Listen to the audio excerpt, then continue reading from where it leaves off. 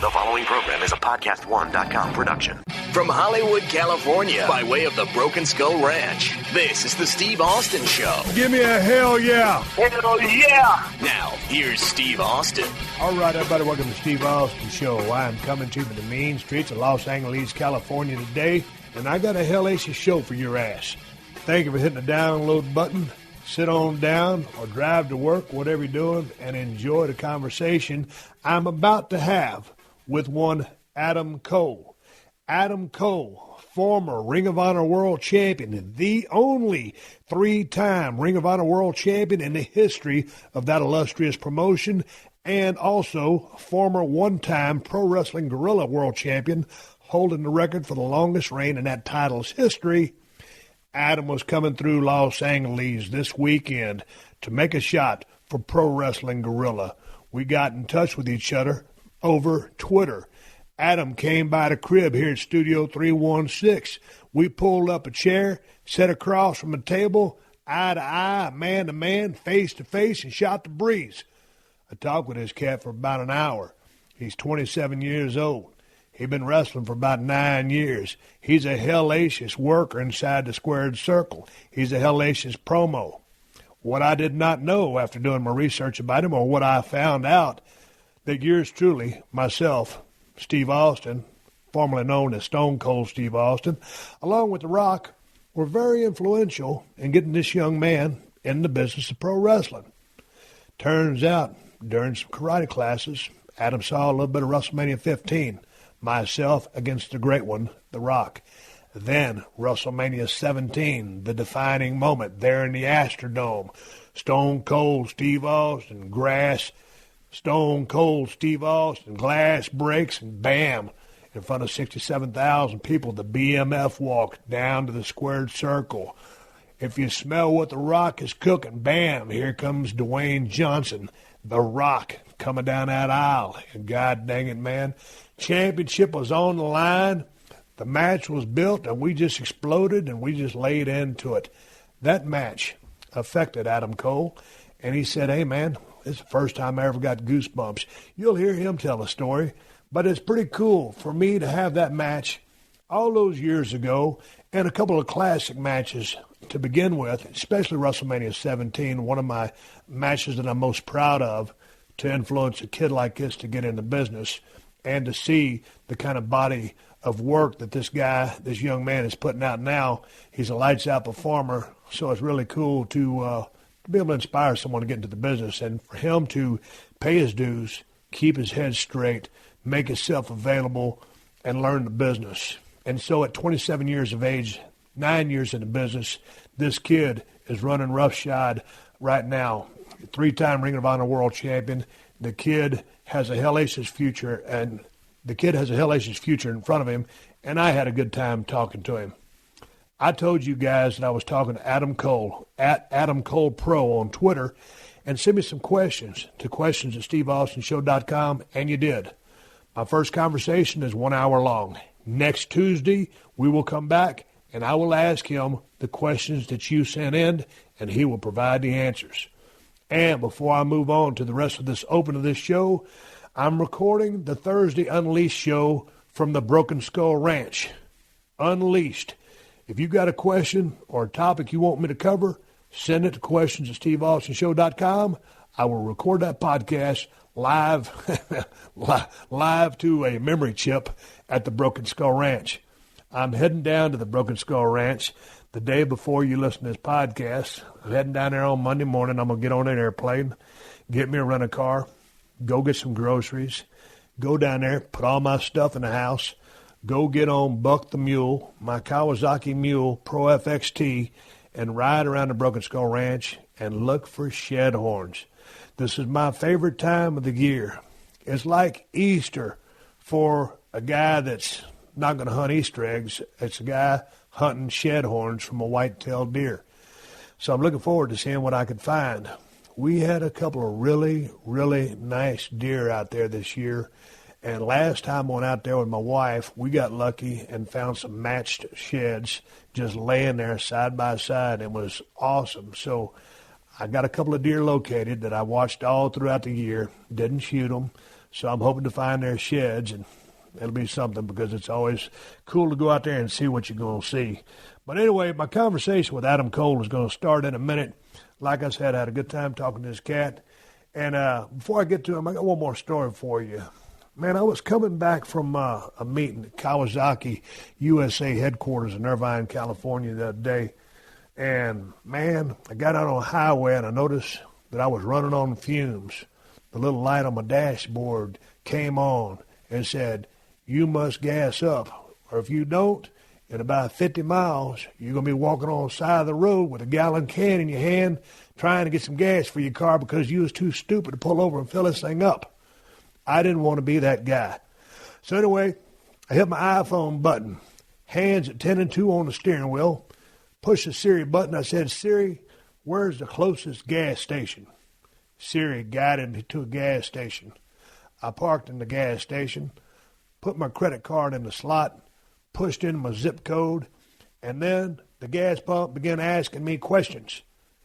"Are you a Vons Club member? Yes or no?" I don't know what a Vons Club is. No, I'm not a member, and I don't want to join. "Do you want a receipt?" the machine asked me. No, I don't want no receipt. I want about 22 gallons of gas so I can fill my tank up on F and get the F out of here. I hit the no button. "Do you want a car wash?" the machine asked me. No, I don't want no car wash. I want 22 gallons of premium so I can get my ass out of here, go back to the crib so maybe my lovely wife will make me a ham and cheese sandwich. I don't know what it is with the gas pumps these days. They got to ask you too many questions. At the gas pump over here by my crib, they got a television monitor on there running commercials. You put your credit card in there, they force you to watch TV. I don't want to watch TV. I ain't got time to watch TV. I got a 52-inch LCD TV in my living room I ain't got time to watch. Well, I'm lying to you. We just finished season 5 of Breaking Bad. Watched the season finale last night. Holy smokes. It's amazing what the human brain, or at least my brain, will forget in about 3 years. I didn't remember half the twists and turns. It was like watching it all over again. You know, a lot of it I did remember, but it was like seeing it from a different perspective because now I was picking up the minute details and all the other stuff, the subliminal stuff that they wrote in there. I think Breaking Bad is probably the best show that's ever been on television. The season finale. I guess I'm not giving any spoilers here, but because everybody always gets mad at me when I say something about something that I'm watching. Spoiler alert. Spoiler alert. You know when Walt goes over there to take out the bad guys, well, he was a bad guy himself, there at the end, and then he kicks the bucket. But he saves, what's his name? Jesse. When he saves Jesse from the meth heads, when they had him down there cooking in that gimmick, man, Jesse took off like a bat out of hell, and then Walt bled out, and he died, and his cancer had come back. God dang, that was a hell of a damn finish, that damn thing. After we finished watching that, my wife and I sat there for about 2 minutes. Maybe it was a minute. Just kind of like, man, just kind of taking it all in. Did you enjoy it? I loved it. My wife loved it. I loved it too. Man, that Bryan Cranston. You know what? Everybody did a hellacious job in that damn series. And hell, I ain't telling you nothing you don't know. But hell, I'll tell you something we got to do. We got to move on and get to Adam Cole. That's enough about my gas stations and all the other stuff, Breaking Bad. I got a show to run here, and I got to pack up. I'm heading to the Broken Skull Ranch tomorrow, and I need you guys to send me the questions to question@steveaustonshow.com so I can record an Unleashed podcast Q&A down there at the ranch.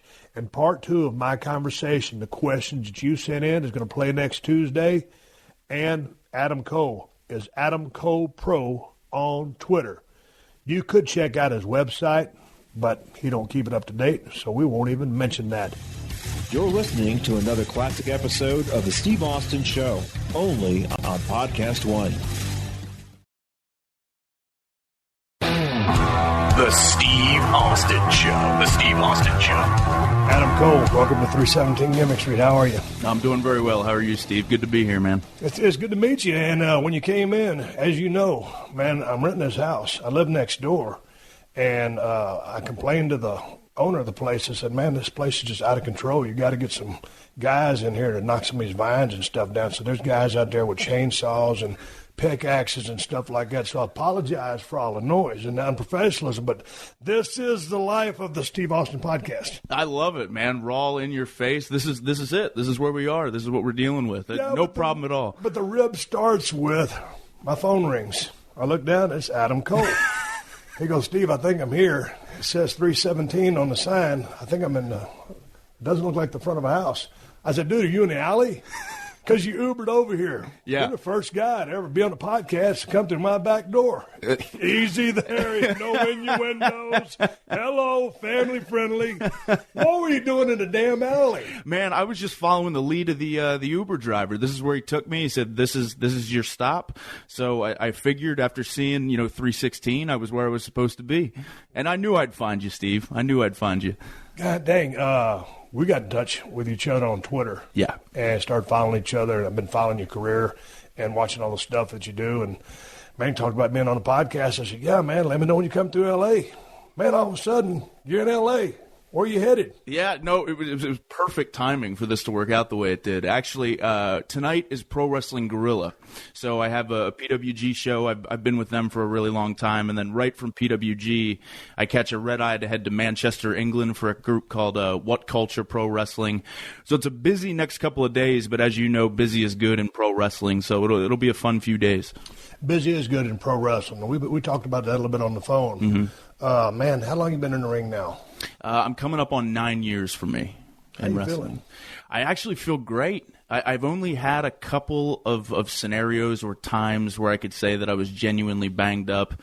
Right now I have a nice little stitch going on the top of my head, but physically and mentally I feel really, really good. And again, like the busier I am, the better I feel. If I take, let's say I have 2 weeks off and then I get back into the ring, that's when I'm dying the next day. If I work 2-3 times a week, which is normal for me, I actually feel my best when I keep moving. Man, you said you had a surgery, and I was like, man, what's your kid? I texted you back, a knee, because I'm figuring with the amazing stuff that you and some of your coworkers do in the ring, I'm thinking, man, this guy's got to be banged up knee. He said, no, I got a lump on my head, and I'm like, a lump on your head? What kind of lump? If it's on your head, it needs to be removed. And I started watching your matches. So you had that bump on your right forehead. Yeah. How did that grow out to be what it was? This is perfect because I don't think anybody really knows this story, so it's cool that I can talk about it now. But what happened was back in October, I had an 8-man tag in Ring of Honor in Detroit. And there was a scenario where Dalton Castle ended up punching me in the head. It swelled up immediately. I think it's just swelling on the top of my head. I'll ice it a little bit and it'll go down.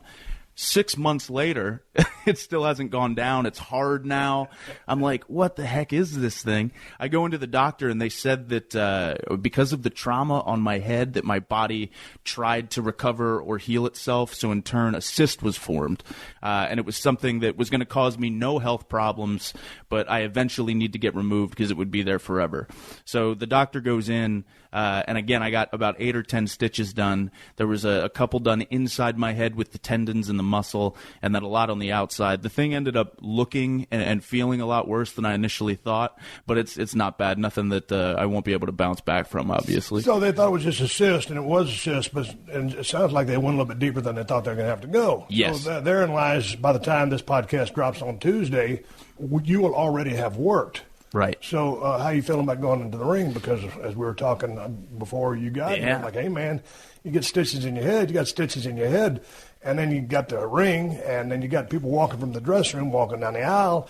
The ring is a great place to be, but it's one of the dirtiest environments I've ever been. Yeah, and that's actually what worries me more so than someone busting it open or something happening as far as the stitches opening up. I'm more worried about the potential infection that could happen because there's really nothing I can do about that. But fortunately, again, there are situations and circumstances where we're forced to work when it isn't necessarily the best time to, and this is a scenario for me where I'm going to have to.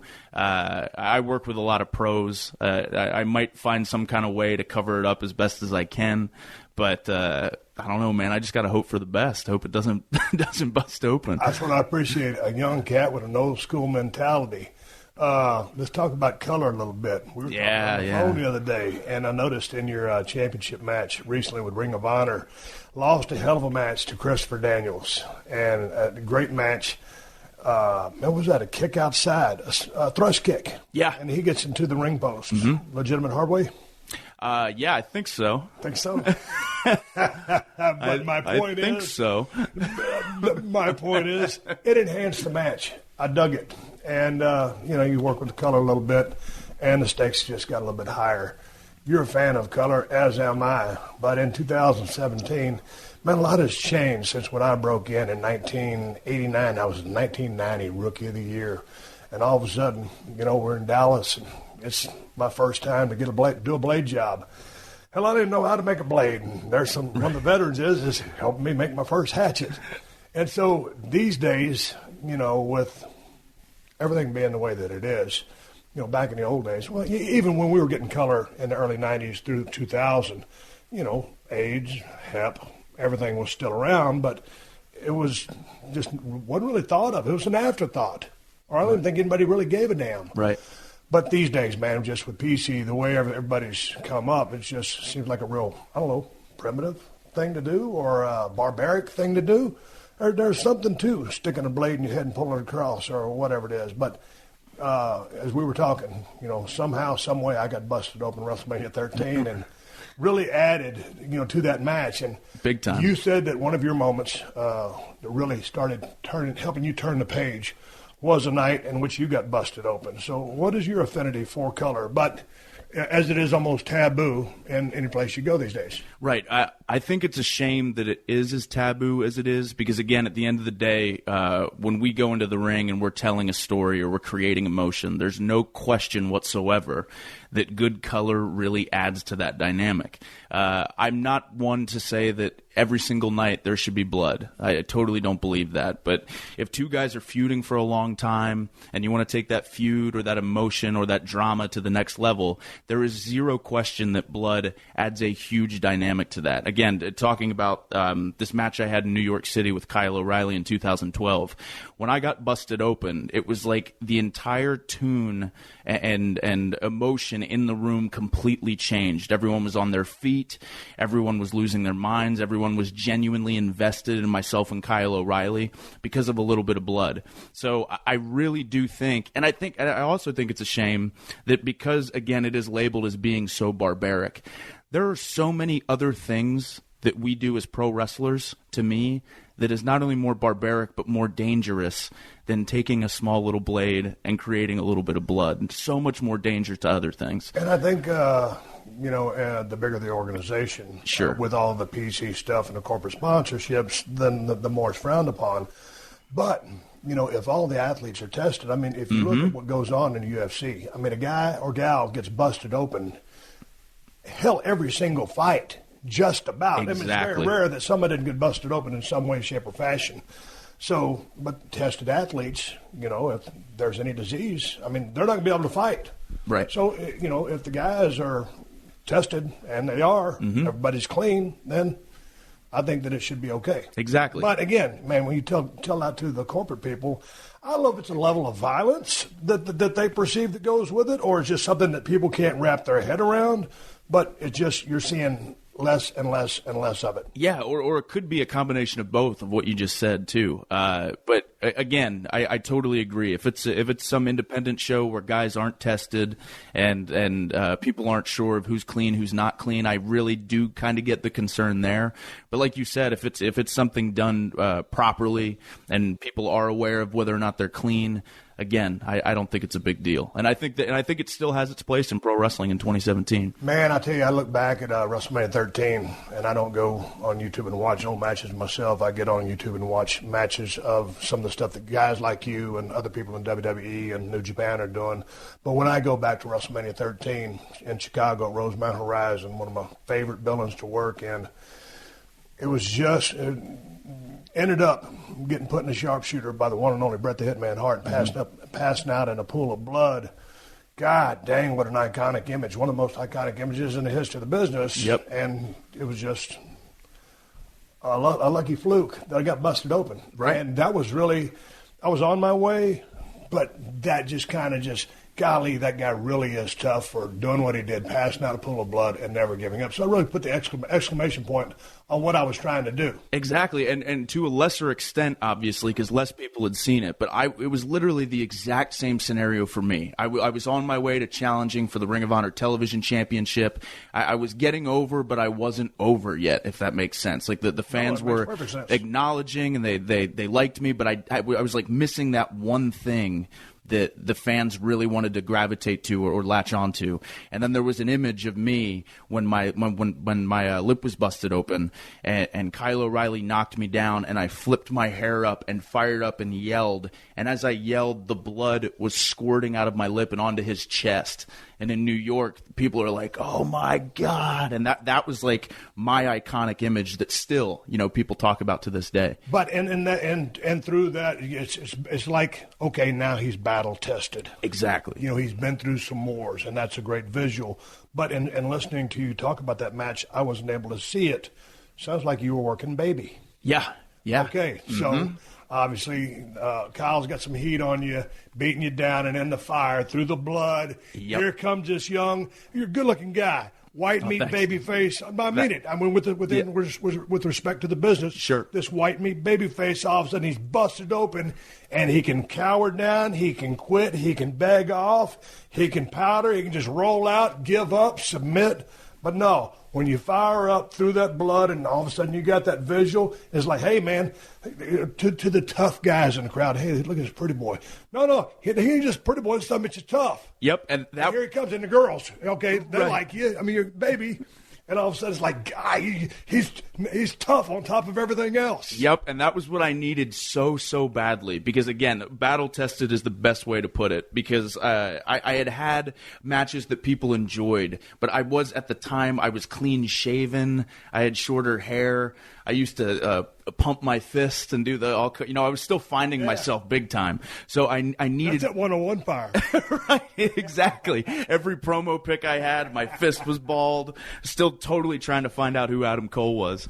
And but that, for me, that was also, too, I think, when I started to understand what does make a good babyface in this day and age, because I did need to prove that I was tough and that I could hang, and that if people poked at me enough, I wasn't going to take any crap from anybody, and it wasn't always necessarily I'm always going to do what's right, and I'm always going to do what's best. I needed to have that edge, or find that edge, and me legitimately bleeding and fighting with Kyle in the ring was when I started to kind of discover that I needed to, as a babyface at that time, make sure that when it was my time to go and it was my time to fire up, that I brought it.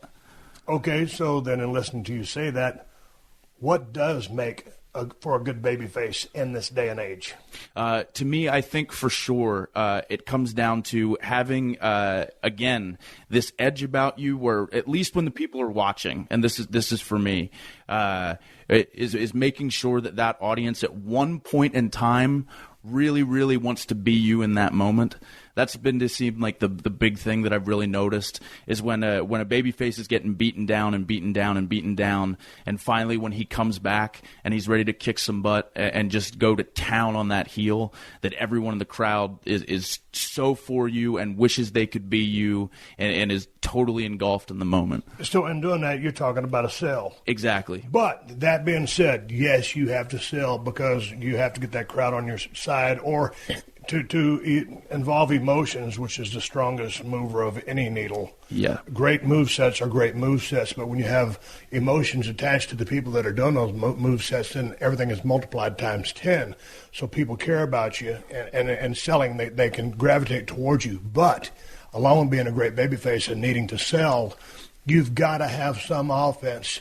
You've got to have, not razzle-dazzle, you've got to have good basics, a good lockup. Your fundamentals have to be sound. I mean, you just can't just be some carefree guy who's sloppy. So you've got to be able to shine, and you've got to be able to have the talent. I mean, it's a heel's job to shine that baby up, to make that baby. But you've got to be able to be made, and you've got to have some go-to stuff or whatever it is, because – I mean, would you agree that you've got to do something offensively? Right. Because you're not the biggest guy in the world. Nope. So if the promoter says, well, okay, I see you as being an underdog. Hey, man, Okay, underdog for what? One match, two match, whole run? What are you talking about? Because when I think about some people who play the underdog role, they do it so much that they just underdog themselves to death. Exactly. And they work themselves out of a job because Ricky Morton is one of my prime examples. And I love the Rock and Roll Express. They're going into the Hall of Fame this year. Ricky Morton wasn't the biggest guy in the world. Sell his ass off. And he was almost always the underdog, but he always got his stuff in. Exactly. And same thing with Superstar Bill Dundee. When I used to roll into USWA and I was working with Superstar, I was 6'2", 255. I'm working with Bill. He's 5'7", 205. And I'm thinking, he's an older guy. Been in the business 20 years by the time I got to him. Well, 20 years as a grizzled vet and smart, and Bill drew money, could cut a promo, and I love Bill, and he taught me a lot. So I'm thinking, I'm 255, I guess I'm just going to beat this guy up. Right. Not so fast, my friend. Bill whooped my ass. He got his stuff in. Talk to me about being in the underdog role versus level and being a step above. Yep, exactly. Because I think obviously heel, babyface, and all that stuff is circumstantial with a lot of different people. But if I'm looking at it objectively, like when I was figuring out who I was, for me in this day and age on the independent scene, it always worked best for me because I was working with a lot of guys who were established stars already. So even though they were the heels, I would come out, no one knew who I was, and then the heel would come out and they would cheer for the heel. For me, it always worked best when the heel beat me down to the point where the audience started to get uncomfortable and be like, oh, come on, kid, fight back. It wasn't just a little heat. It was a lot of heat, and it was aggressive heat. But I knew that when it was my turn to come back and it was my turn to fight, that I was going to bring literally everything that I had. And because I'd been beaten down so long, the audience actually would start to get behind me. That routine and that structure always worked the best for me. Because like you said, as long as at the end of the day, when it's my turn to fire and it's my turn to fight, I brought it. And then the audience was with me. And the key thing you're saying there is this is what worked for me. Right. You always have your general equation, which is take me as a baby. I wasn't your traditional baby, so that you didn't push me in a traditional style. Jim Ross didn't commentate for me in a traditional style. He'd go, I don't know why they like him, or, you can't trust that guy. He'd always embellish, instead of going with the flow of what you would do with a normal cat. So when you say, for me, that's the most important part. Figuring out what works for you time and time again. If someone asks me my opinion on something, well, I'll give them my thoughts.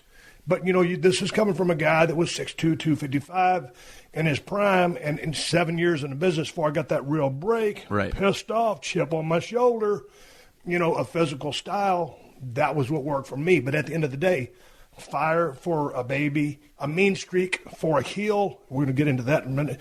Those two things you must possess on either side, but how you do things, you have to figure out for yourself. You can look at the way everybody else has gotten over, from Ultimate Warrior to someone like Ricky Morton, and it's different strokes for different folks. Exactly, yeah, because there were some baby faces that would be able to go out there, and in their shine, they were able to get over. Or they would only need a little bit of heat put on them, and they were able to get over. For me, that wasn't the case for me. Again, I was white meat, vanilla baby face. Were you a different version of Tommy Dreamer when he first came out as a baby? In some capacity. I was like the young blue chipper that people saw a lot of potential in, but weren't totally sold on yet. So, again, because we're predominantly working for that 18 to 35 hardcore wrestling fan male demographic, and I was still finding out who I was. I wore bright-colored tights and white boots and all that stuff. I was really going the traditional route. So for me, again, I needed to be that type of baby face that got just the snot kicked out of him. And then when it was my turn to fight, that I really, really brought it and showed almost a side of me that they didn't realize I had in the beginning. In the beginning, if I'm shining up, it's a lot different than when I'm coming back and ready to fight towards the end. At some point in there, and trying to get some offense in, and say you're working with a big bully heel who's outsized you, and so he's imposing his will, he's cheating along top of that, Yep. He's being violent, you're taking this, you're firing up. So before you make that comeback, at least I'm thinking during the heat, a high spot is a set of moves. You're trying to get out of something, right, or get away from something. And, it's a transition. It's offense, or before, you're trying to make a move. If I'm just working a headlock, finally, if you can shoot me in the ropes, I tackle, maybe you can try to hip toss me. Look, what I'm trying to get at is hope spots. Right. A hope spot is a high spot that's placed in a heat. So would you get hope spots in the heat, or is it just the one momentous comeback that you were able to get your stuff in to, in the totality of the match, maybe that guy took 80% of it. Right. Katie bar the door, finally here you get your comeuppance, and there's your offense. Or would you put the hope spots in there to build it and then explode, or just explode at the end? Again, like you said, this is just something that worked for me. For the most part, I was a guy who would get hope spots in, but I was not a guy who was fighting the entire time. Okay. I was a guy who, when it was my turn to get the crap beat out of me, I was really getting the snot kicked out of me. I would show fire, I would show life. I wasn't a rag doll and just laid there, but I felt like the audience started to sympathize with me the longer and more aggressive that I was helplessly getting beaten up. And then when it was my turn to fight back, almost, I don't want to say like Hulk Hogan style, but there was a point when I would get hit and I would want more and I would ask for more and I would rip my elbow pads off and maybe curse at the guy. And then the crowd was like, whoa. And then when it was my turn to go, then it was all me. That worked best for me. Is there any time that you were like in your way in trying to find yourself, and I want to ask you how long that was, but in that babyface role, and selling and adapting this style, and you found out that this was working for you, were you ever in a spot where, okay, you said a lot of times you're working with heels that were established, mm-hmm. and so they were probably good enough to stay on you. Yeah. Did you ever felt like anybody has left you hanging that you kind of had to say, hey, man, bring it more? Oh, for sure. Yeah. There's definitely been. Feeling it? Yeah, exactly. There's definitely been circumstances. It's very rare because I work with a lot of pros, but there have definitely been times on random independent shows where I might feel the crowd is somewhere and the heel might feel that the crowd's somewhere else, and then normally we get on the same page. But there have for sure been circumstances where I'm almost walking the heel through what he should be doing to me. The Steve Austin Show. The Steve Austin Show. All right. You talked about working as a baby, but last time I saw in the stuff that I've been seeing, you're working as a heel. Right. You're a hell of a heel. And I'm sure you're a great baby, but I saw more of your heel work. I prefer working as a heel, too, by the way. That's what I'm getting at. Yeah. Why so? Because I can tell you're having the time of your life. There's so many factors to why I enjoy it so much. Number one, I think it's cool I've always been fascinated by heels, whether it be in pro wrestling or in movies. Like when I loved the James Bond films, but the reason I loved James Bond was the villains. It wasn't even James Bond. I've always been fascinated by a guy who says or does whatever he wants and the way he manipulates emotion. And I think that's what it comes down to also. I really like being in control. So if I'm in the ring and I'm the heel, I like being able to feel the audience and know when that babyface should start fighting back, know that I'm getting the crowd so riled up and wanting the babyface to come back. I love the entire control of the whole thing. I get more of a rise out of the babyface coming back and beating me up than me being the one who's coming back and the crowd going crazy. I love that environment and that atmosphere. I also feel, for me, I can be, at least the way my brain works, I feel more creative as a heel. I feel like whether it be promo material or whether it be match structure or whether it be facial things I can do in the ring to get a reaction out of people, the insults you can make. There's just so many different things you can do as a bad guy and as a villain that I have the absolute time of my life doing it. I also think that as a heel, because I preferred working heel as well. Yeah. And, I was a heel up until, we did that double turn in WrestleMania 13. Right. And that was a different kind of baby. But to me, the freedom of being a heel, because you can have egg on your face. You could be running a high spot and legit trip. Yep. And you can pull it off. You can get away with it. You can have egg on your face. You can screw up. But because you have that creative freedom, the uncharted waters, just – it doesn't matter. Right. As that baby face, and of course, I had a pretty good baby face, a different kind of baby face, but there's a certain code that you have to kind of, for the most part, run by. Even a Stone Cold, at my at my hottest, there's still some code that you must adhere to. It was a lot of gray area in my code, but damn it, as a baby, you just got to be a little bit more traditional. As a heel, anything. Anything. Yeah, you can literally try, experiment with, do anything you want, because you're right. As a baby face, there's a certain thing that you have to, or a certain bubble that you almost have to stick in. But as a heel, there's a million different things you can do. A million different things you can try. Yeah. And I was just looking at you because, like you said, I think you said it right there. There's kind of things in a bubble you got to stick to as a baby. Yeah. Except when it comes time for the comeback. Right. That's when you can get out of that bubble. And you don't want to screw up. But, I mean, that's when you can do – I mean, you can rake eyes, you can pull hair. But as dastardly as that heel was to you, then as far as breaking the rules, we're talking about screwing up and just, blowing stuff. But in that comeback, I mean, that's when – anything goes because you're just reversing what that heel did to you. And today, I mean, not today, but sometimes as I'm watching the business, because as we were talking, I just love to watch the business and see what these guys and gals are doing.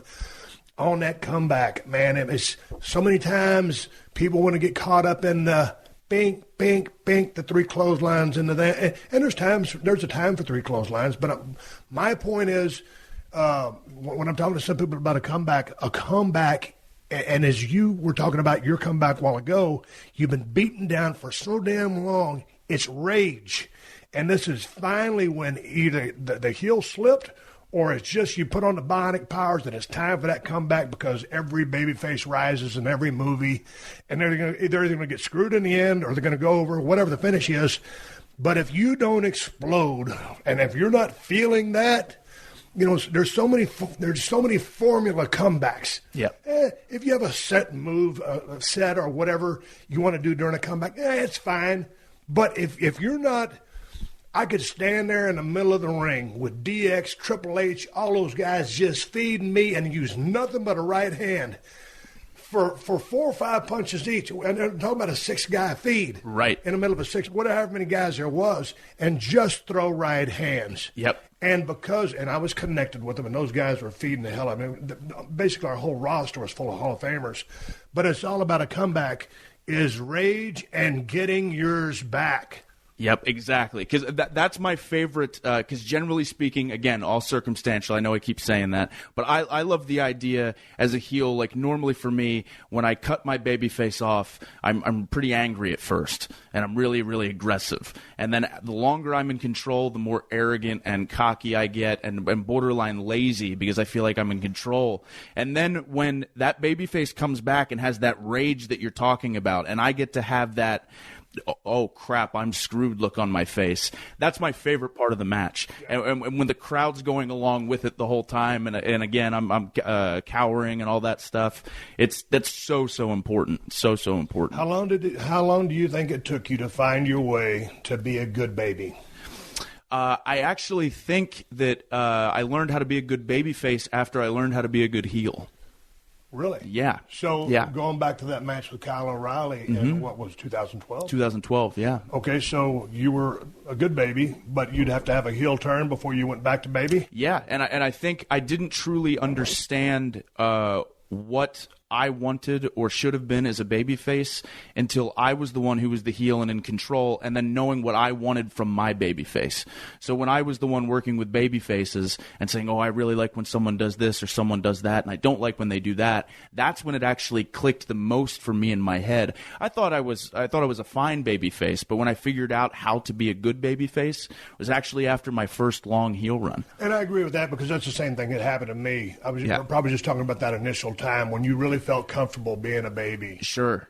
Yeah, probably. Because I sucked. I mean, when I was green, when I watched stuff back on YouTube from, stuff 90 through almost 91, I was almost a heel from then on until I turned into Stone Cold. But when I watched my early day stuff when I was green as grass, I totally blew. And I think everybody does. Except Steamboat and Flair. Well, I saw a Flair match, and he was really green. But I've never seen Steamboat in a green match. But I totally blew. And so, going through the paces, you're just working for the formula. You're just thinking shine, heat, come back, go home. Don't screw up. Don't screw up, and that's all you're thinking. Right. But, yeah, it's like once you get to be a heel, and it's like, oh, okay, here's what it's like to be on the other side of that. I need this guy to do this for me. Or here's what I can do to really make this guy look like $1 million. Right, exactly. And too, the coolest thing about the independents and getting to go to Japan and Mexico and travel all over the place is figuring out what crowds want in different areas too, because that helped me also. Again, like the way I wrestle as a babyface in North Carolina is different than the way I wrestle as a babyface in LA or Chicago or New York City. So I love that challenge of it too, is finding out what cities respond best. That's why I actually prefer being later on the card, because when I can watch the show and see what the crowd's reacting to and what they're invested in, what they like, what they don't like, then again, I'm still myself, but I do kind of change a little bit of what I do in my tune for each specific match. This is the Steve Austin Show.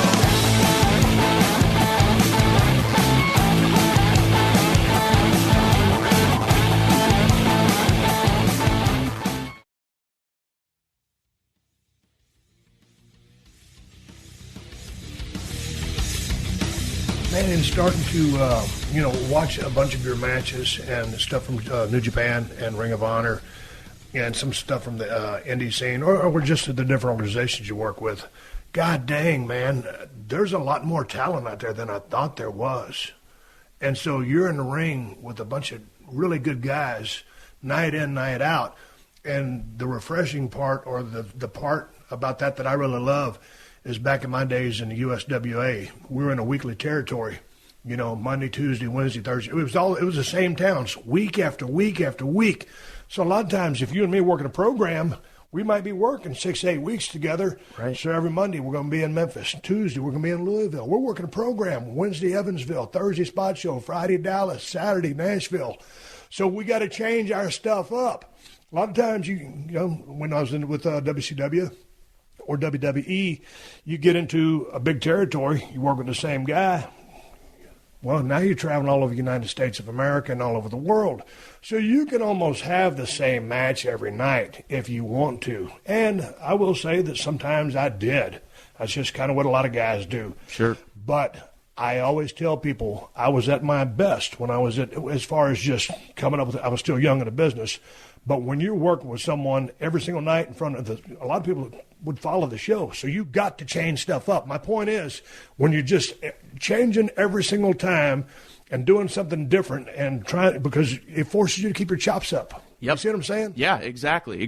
And that was very, like when I first started, I remember being so concerned with, changing actual moves that I did. But then the longer that I was working with these guys, it was realizing that even a subtle, small transition change can make the entire flow of a match different. And it's not being lazy or it's not, it's just not overthinking the circumstance and not overthinking the situation and finding those little things that you can do. Again, working with guys as talented as I've worked with really does make a difference. And on top of that, it's cool to try different things because, again, I'm almost 9 years in, but I'm still obviously constantly learning. So if we always try and experiment with new things, let's say what we try Thursday didn't work as good as Tuesday. Well, now we know, and now we can know, or if I do something Friday and that works better than it did Tuesday, maybe we'll do more of that next time. So it's cool to experiment and change with different stuff. Let's talk about how and why you got into the business of pro wrestling, because, hell, I didn't know this till I got on your website. I know you've made the rounds. You've done a lot of podcasts. But since I'm here, I got to. You got to tell a story. Yeah, I would love to. Because I want to get your take on the business. And then, I got some questions that the fans sent in. We'll get to a Q&A in a minute or in a little while. But tell me about, how you came upon pro wrestling and about how you got the business. And if you want to do a long story short, however you want to do it, because I know you've told the story many times. No, I'd love to tell it again, and it's cool that I'm getting to tell you face to face. So for me, I grew up in a really, really small town, and wrestling when I was growing up was transitioning into that more risque TV 14 style of wrestling. So when my parents were together, they didn't want me to watch it. I didn't really know it existed, but they didn't want me to watch it. My parents split when I was 9, and I started taking karate lessons. And I loved karate. I would get there early. I would stay late Monday through Friday. And my karate instructor, I got there early one day, and he was watching a taped Monday Night Raw from the night before, remember it clear as day, and on it was yourself and Kane putting Paul Bearer in a sewer. And he looked over at me and he said, "Oh, do you watch pro wrestling?" And I said, "Yeah, I watch it all the time." But I'd never seen it before. I just wanted to fit in with him so bad. Long story short, he lets me borrow WrestleMania 15, the first time you wrestled The Rock. And I only watched it initially because I wanted to fit in again with my karate instructor. But I saw you two wrestle, and I was hooked as a fan from that point on. I watched it all the time, bought the T-shirts. It was just a diehard fan. Didn't even consider being a wrestler until 2 years later when yourself and The Rock wrestled at WrestleMania 17. And with that Limp Bizkit My Way video, with the crowd buzzing before that entrance from yourself happened, and then the glass broke and 67,000 people rose to their feet, it was the first time ever that I got goosebumps in my life. It was the first time I was ever moved by anything, and I remember just feeling deep down, like in that very moment, I'm like, I have to be a pro wrestler. I have to. So yeah, from that point on, just a diehard fan. I don't know if you want me to go into this, but I started training to be a pro wrestler when I was a senior in high school. And I trained at this Blood and Guts promotion, but a great independent wrestling promotion, Combat Zone Wrestling in Philadelphia. So I actually started pro wrestling when I was still a senior in high school, which was cool. How was that? Yeah, it was good. Our trainers were tough on us for sure. I've heard some stories. Yeah. Like we had to like, bump on the concrete. We were. But here's the thing: when you're 16, 17 years old, you're not thinking, "Hey, this ain't the smartest thing in the world because these guys are telling us to do it, so this must be the thing to do." Exactly. We thought that was pro wrestling training, So it was rough, but it was good. It toughened me up too. So what's your take that night at the Astrodome? Man, I'd been to Astrodome for many different occasions, rodeos and stuff like that. And, man, I remember hearing that we were going to be there. It was really cool because it was my 100 miles from where I grew up. Yeah. And then, man, to be in there with The Rock, who's one of my favorite opponents of all time and a really, really good friend, and just totally trust each other. And to go out there, and we lit that place up pretty damn good. And I'm not going to sit there and blow a bunch of smoke up my ass because we're not doing anything like you guys are doing these days. But just off that match, and that was a badass back-and-forth match. And then all of a sudden, no DQ, here comes Vince. I ended up turning heel, but just to go out there, and we were talking on the phone before you came over, and that entrance, man, when that glass broke and I came out there, and I knew I was switching heel, but I had that BMF walk anyway, and just walking, it seemed like 100 yards to the ring, and then getting in there and hitting them turnbuckles, and then here comes The Rock. And this is one of those things that build, that My Way build, and that 5-minute package that they put together, me shoving that beer in his chest, and we slapping those beers, and we start trading off, and I double-legged him, took him down, and you got Paul Heyman in there just laying down the track. We did that sit-down interview with Jim Ross. Tension was high. And so there was only one way to start that match because it was already built. All we had to do was light it. And that was, boy, as soon as Rock turned around, I lit into his ass with a bunch of right hands, and boom, we took him on about a 24, 25-minute ride. That was great. Yeah. But what you guys are doing these days is awesome. Tell me about your thoughts of what the business has evolved to, because you started watching back then. Yeah. Say about WrestleMania 15. This year coming up is WrestleMania 33. So you've been watching everything from then on. Yep. And now you've been working with some of the best talent in the world, of which yourself would be included. How do you think, or what do you think, as you look back to Rock and Roll versus Midnight's, Rock and Roll versus Arn and Ole, to, man, one of my favorite tag teams down there in NXT is Revival. Yep. Dash and Dawson. Yep. But just as far as what you guys are doing, the six-man match you had with you, the Young Bucks, Ricochet, Ospreay, and Seidel. Yep, that's it. God dang. Man, I only caught a 5-minute clip, and it was highlights of that match. I don't know where I could find it in its entirety. What are your thoughts on where the business was to what you guys have taken it to? I think more and more in 2017, pro wrestling is very much falling into that shades of gray mentality. And I think it even started looking at the history of it. It did kind of start with the Attitude Era, where they were more accepting that not every babyface had to be a prototypical babyface. Not every heel had to be a prototypical heel. And you see more and more now, again, that they're almost embracing the idea of the fans showing up and cheering and supporting who they want to support. It's definitely gone more the route as far as physically a more athletic style, that's for sure. But again, as far as who the fans support, I think they like that that team atmosphere idea of, again, AJ Styles and John Cena. You have 50% for AJ, 50% for Cena, and it creates this really cool, fun atmosphere.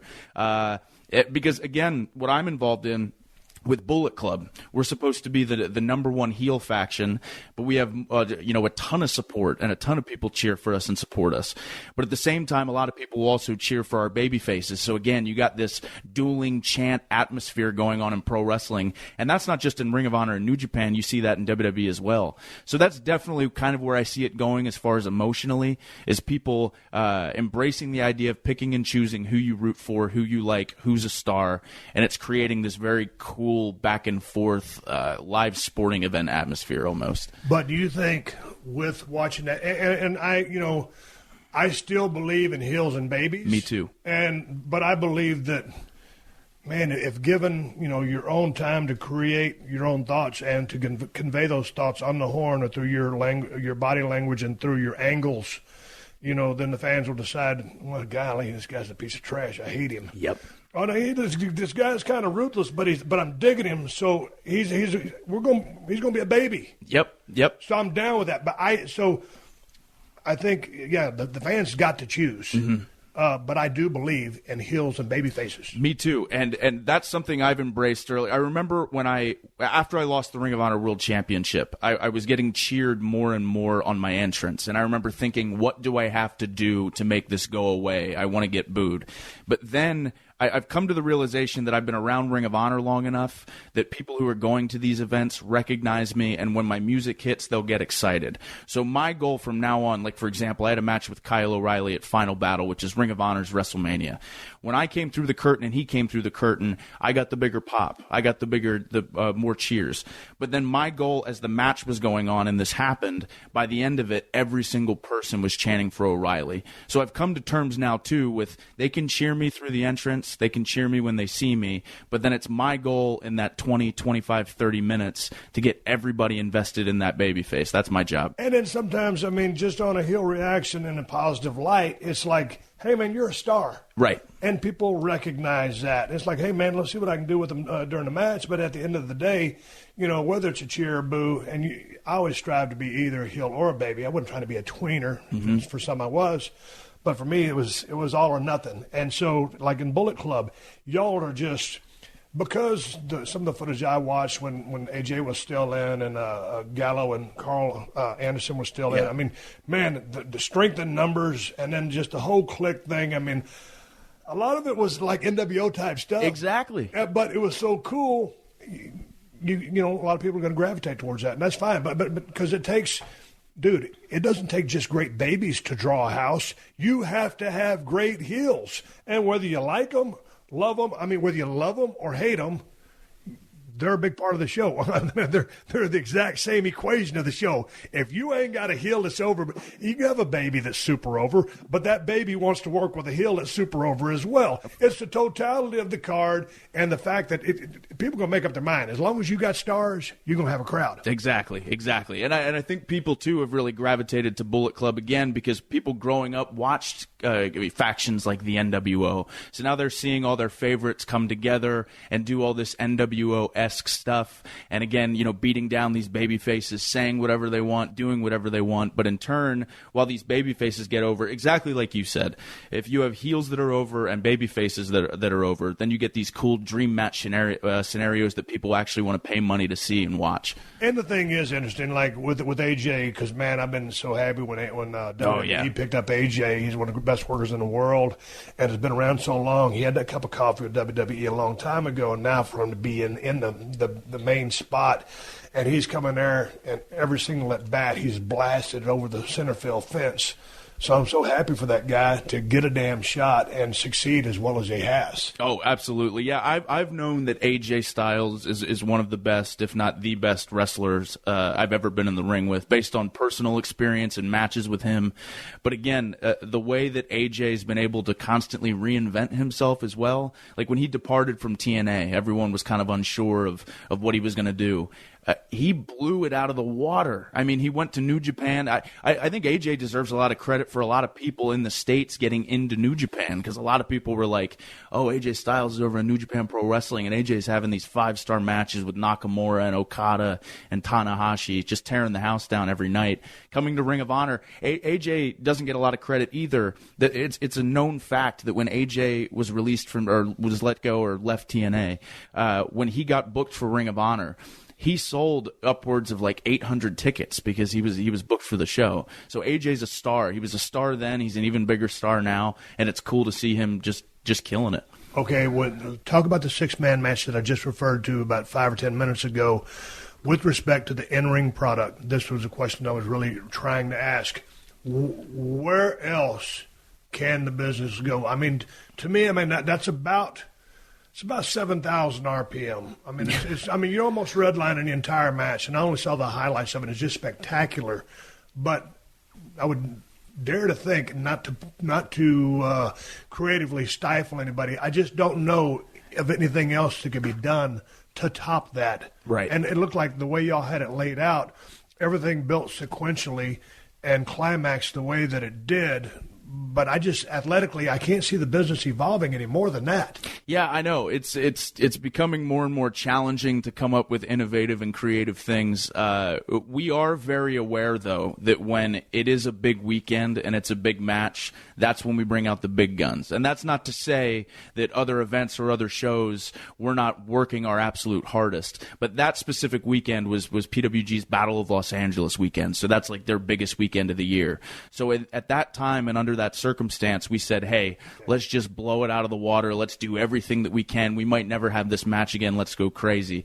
Again, we still try to perform and do an athletic as match as possible. But for that specific circumstance, that was like, let's bring everything we have. Let's do everything we have. And let's just give these people a show. But in turn, too, like even with guys like the Young Bucks are very smart about having things in their act that doesn't require them to take a lot of crazy, unnecessary risks. That's one of the things that I've come to appreciate about those guys. Yeah. Watching some of the videos. Please continue. Right. So and I think that is kind of the route and direction that wrestling is going, in the sense of there are so many guys on the independents that can do so many cool things athletically. We were talking about this earlier.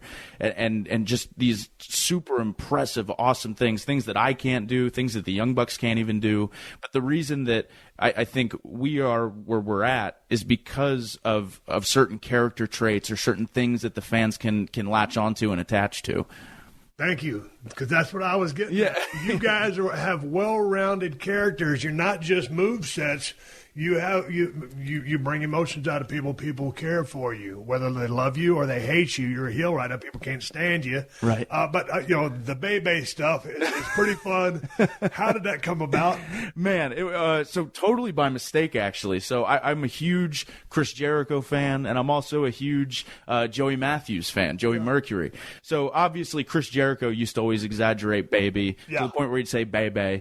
But really the whole reason I started saying my name and Bebe at the end was because I was watching Joey Matthews on these independent shows, and when Joey Matthews was working as a heel, he used to over and over again put his arms in the air and yell, "Joey Matthews, Joey Matthews." And I was like, that's brilliant, because if anyone doesn't know who he is, everyone's going to know who he is by the end of this match.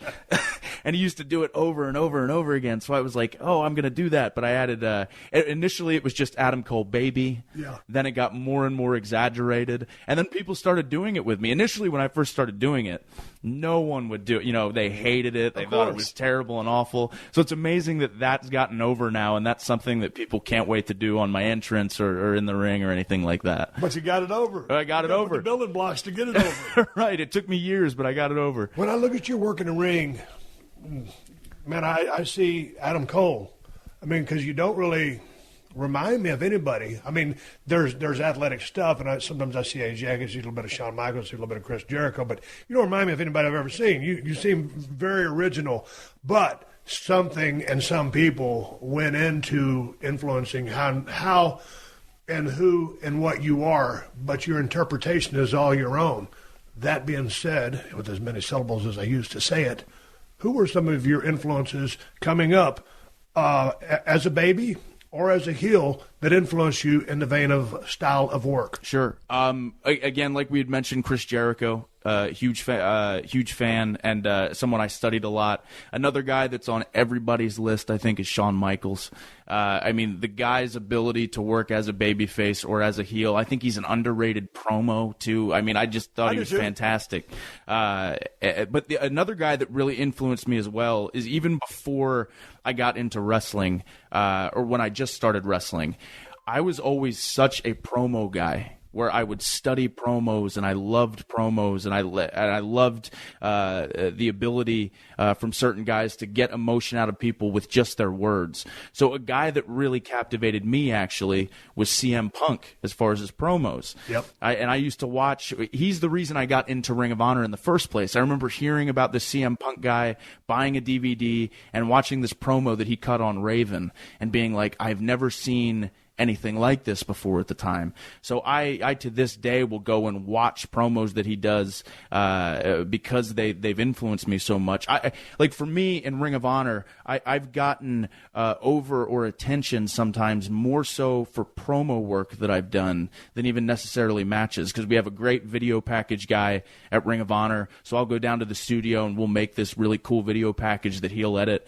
And I very much so realize the importance of what promos are to a character, especially my character. Mm-hmm. So I invest just as much time on promo work, if not more sometimes, than even in-ring stuff. Well, man, I tell you what, CM Punk was certainly a tremendous promo guy, and a guy who should influence many people. I mean, that guy, really, when I think of a CM Punk promo, highly unique, because the guy is super smart. He has a real dry wit and some sarcasm about him. He's a laser on that horn. He can just shred you. And he can come off, if he's working heel, as a total prick. I mean.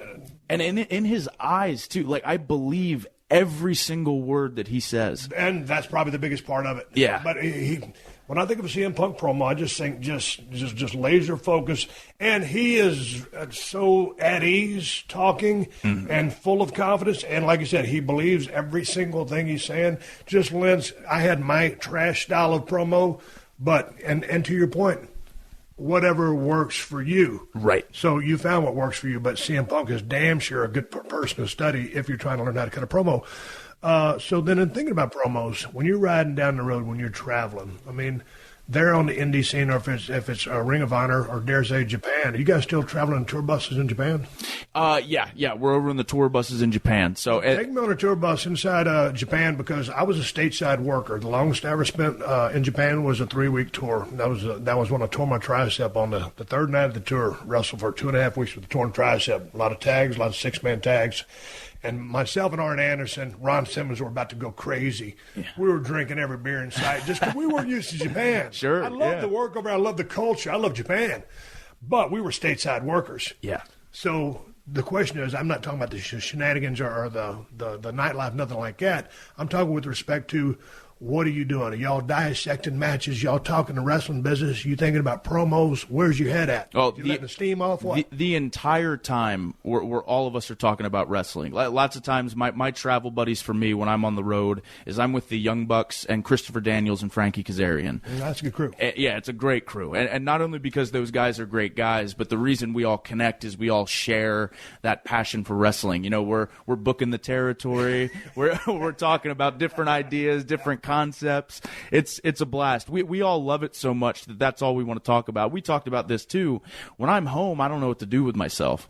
But when I'm with my buddies on the road and we're talking about wrestling, that's when I'm at my happiest, and I feel I'm at my sharpest when we're talking about it all the time too. So that's all we're doing. We're 24/7 talking about merchandising ideas, finishes for matches, angles down the line, going over a match that we had a month ago with different ideas or what ifs or different concepts. It's the business 24/7. Man, that's good to hear, because I always tell people, man, if you ain't living, breathing, eating, sleeping the business, I mean, you're probably going to be second best or second tier, because if that's all, hey, there's going to be some, genetic, limitations maybe imposed on some people. But my point is, you're all in. And if you ain't all in, you're never going to be on top unless it's a damn fluke. You got to live, eat, breathe, live the business, and so it's good to hear that you guys are doing that. Yeah, absolutely. There's there's no question either. Like when I tell people, I'll do like some of these Ring of Honor seminars, and they always ask me what my number one piece of advice is,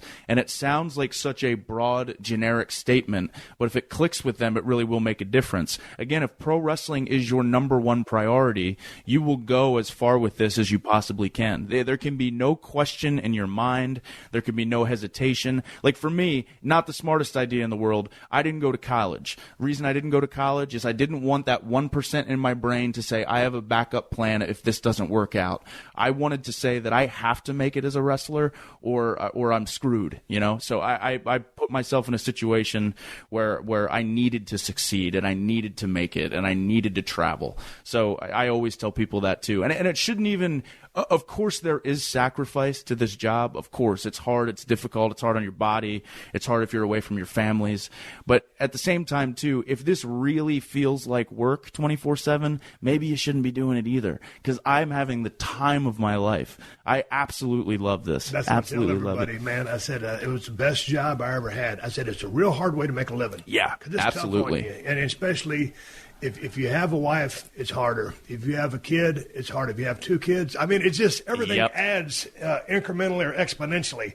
The more stuff you have, it's just a rough life. Sure. Because you're always gone. And you got to be gone because that's just what the job entails. Right, exactly. Yeah. I think it's fun. It's so much fun. It's so much fun. I just saw this on my Google alert. I was talking on a guy's podcast the other day, Brendan Schaub, former MMA fighter, Big Brown Breakdown. And I think it was, they're one of the MMA guys or something that said that, pro wrestling life, well, wasn't tough.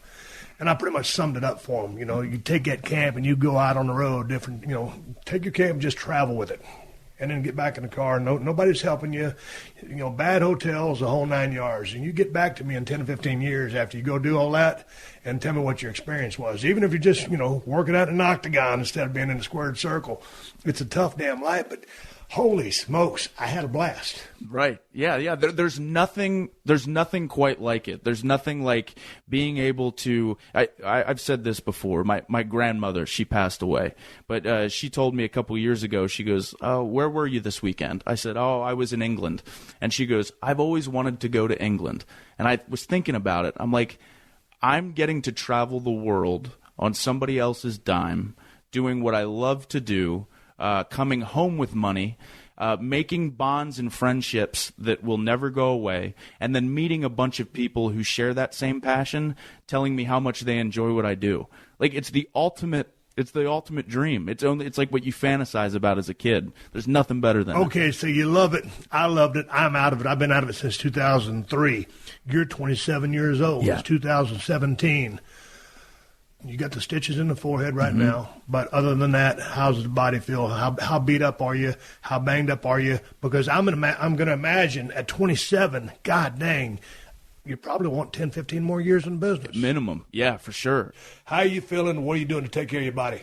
Yeah, for me, actually, what's really helped post-surgery on my left arm has been yoga. That's helped me a ton, helped me a lot with my mobility and how I feel and stuff like that. And for me, too, I'm one of those guys where I can lose weight fairly easily, and I'm a hard gainer. So when I came back from surgery, I had some extra fat that I wanted to get rid of. So I worked real hard on trying to get my abs back and lean out a little bit. Now I'm in the process of trying to gain some weight again. So for me, it's this constant fluctuation of okay, trimming up a little bit. All right, now I'm going to gain a little bit of weight, but I'm at a good place now with as far as being lean, where I'm happy with the idea of trying to put weight on. So it's a lot of heavy weight lifting, a lot of Olympic style lifting. I force myself to eat a lot, but yeah, I work out on the road when I can. Obviously, if I'm home, I work out, but I also make sure, again, for how I feel, yoga has really changed and not just saying this, DDP yoga is exactly what I do. It's helped me a ton. Yeah, I swear to God, I'm a DDP yoga guy. I love it. What got you turned on to that? Because, as you know,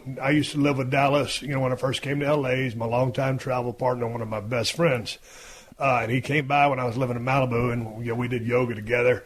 And me, I'm a gym guy, but everybody who's tried his program or yoga in general just raves about it if they stick with it. How long you been doing it? Yeah, I've been doing it for about, since post-surgery, so like 2 years now I've been doing it. So what's your protocol? I mean, because I know he's got the DDPY, the 20-minute gimmick, the 30-minute. You can do whatever you want. So, but what is your set deal? I mean, every day you'll do some form of yoga or a couple of days a week? What is it? Yeah, for me, normally, if I can do yoga 3 days a week, I'm really happy about that. And even sometimes it's just the one that's only 20 minutes, like the beginner one, just because, again, like he says in his program, it's all about the intensity that you have while doing it. And for me, I more do it even less as a workout, but more, again, to stay mobile. How I feel after I'm done, I feel like a new person. Like, it really, really makes a huge difference, especially with us being on the road so much and I'm working out when we're home. It really, really helped me. How long does it take for you to become proficient at doing like a downward dog? I mean, here's a hero pose or whatever the names are. Dude, I've tried a couple of them, and when you see someone who's done yoga for a long time, it's like, oh, Jesus, that's so stupid. They just got this pose, and all of a sudden you try to do it. It's like, not so fast, my friend. Yeah. So my question is, how long did it take you to acclimate to it, just to be able to hold the poses and do all that stuff Dallas does? Yeah, I noticed for me, after about a month of doing it, my body really started changing. Like, there were lots of times where he would have the alternative pose instead of the actual pose that oftentimes, I have no shame in admitting, like over half of the program, I'm doing the alternate pose because I never stretch. I never do. It bores me to death. But yoga makes me feel like I'm working out and stretching at the same time. So for me, about a month in, and I'm still getting better. That's the cool thing too. I'm constantly, each month or each week, I feel like the poses are getting deeper. I can hold it for longer. I feel better. It's overall, again, the cool thing about yoga is I feel like it's this constant improvement. There's no such thing as like mastering it. You know. Are you able to let your mind drift when you do yoga? Because some people are into the meditational aspects of it along with the physical part that goes with it. But I mean, are you trying to be like, just have no thought? Or are you thinking sequences and high spots and creativity? Where's your head? I try, for me, when I'm in the gym or I'm doing yoga, it's really hard for me in the gym because I'm listening to, I'm a big hip-hop guy, so I'm listening to music. And music brings out emotion in me, and when I have emotion, I think about wrestling. So I'm really thinking about wrestling a lot when I'm hitting the weights. But as far as yoga, I am really able to completely clear my mind and, like, recharge my batteries and really not think about anything. Again, when I first started doing it, I wasn't able to do that as well, but the longer I've done it, the more I've been able to just enjoy it for what it is and just have that break and have that relaxation where I'm actually not thinking about wrestling, my personal life. I'm not thinking about anything. Hey, man, I didn't think that you'd be into the Olympic lifts. So you talking about clean and jerk, snatch? What are you talking? Yeah, clean and jerk I do. Or stuff like, obviously deadlifting, clean and jerk. I'm not great at snatching. I'm getting better at it. I think it's because I'm scared with my shoulder for sure. But I have done it before, and I keep practicing it and getting better. But for me, my body responds best as far as gaining weight to those heavy style Olympic lifts. That's Mullah the watchdog cutting off the conversation here. Well, they're giving us a go-home cue. Why don't we wrap this thing up, come back with some questions from the fans that they sent in my email account. You got some more time? That sounds great. But before we go, there was a show you wanted to promote, and it's an up-and-coming Ring of Honor thing. And what else you want to talk about right now before we close up? Yeah, sure. For me, again, Ring of Honor has this show, Supercard of Honor, in Lakeland, Florida, WrestleMania weekend. It's always a really, really great weekend, not just for Ring of Honor, but wrestling fans in general. We get wrestling fans from all over the world who want to come check out Ring of Honor. It's going to be a stacked show, an awesome show. All the best guys from Ring of Honor will be there. You can find information on that on ROHWrestling.com, as well as a bunch of other upcoming events. If you want to support me, support Ring of Honor, because that's where I'm at. But real big show coming up. Okay, and is that going to be the day before Mania? Yeah, April 1st. April 1st. Yep. Is it an April Fool's joke, right? Yeah, not an April Fool's joke. I promise we'll be there. Ring of Honor and all of its roster will be there. All right, Adam Cole at Ring of Honor with Ring of Honor there in Orlando? Lakeland, Florida. Lakeland, Florida. Yep. On April 1st. Y'all check it out. Thank you for joining us for another classic episode of The Steve Austin Show. Please leave a rating and review on Apple Podcasts and tell your friends. For more Steve Austin Show, go to PodcastOne.com. That's PodcastOne.com.